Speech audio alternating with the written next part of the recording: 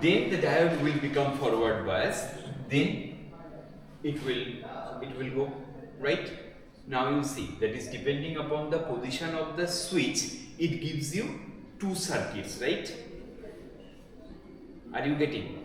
That is when, if it is switch off, then this works. If the switch is on, then what is effectively the circuit? Only this much.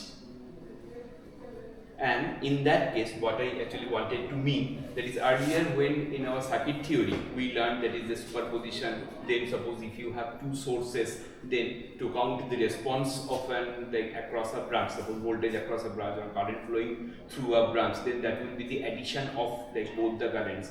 In this way, can you apply that concept? It is not, right? Why? Because now we have a switch, and even more than a switch, we have this diode. Diode is a nonlinear element. So this is another kind of nonlinearity, which is called intentional nonlinearity. That is, this diode or transistor, whatever, if you place it in a circuit, then of course the bidirectional property of the current is lost, right?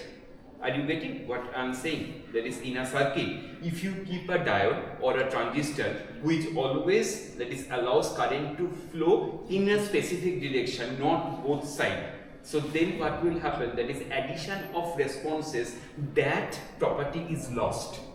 So this is also a nonlinearity, but it is not nonlinearity of all the other kinds. It is a specific class which we call switch linear system.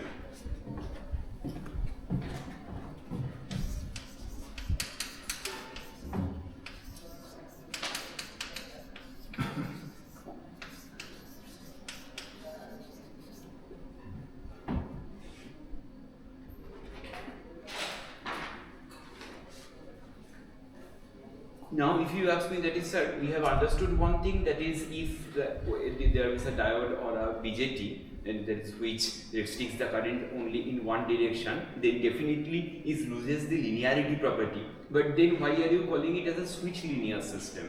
That can be a question, right? Can anybody tell me that is why this is a switch linear system? Because when the switch is on, IL is following the linearity property, but when the switch is off, it is non-linear because it's the current is flowing through the diode. No, it is not exactly like that.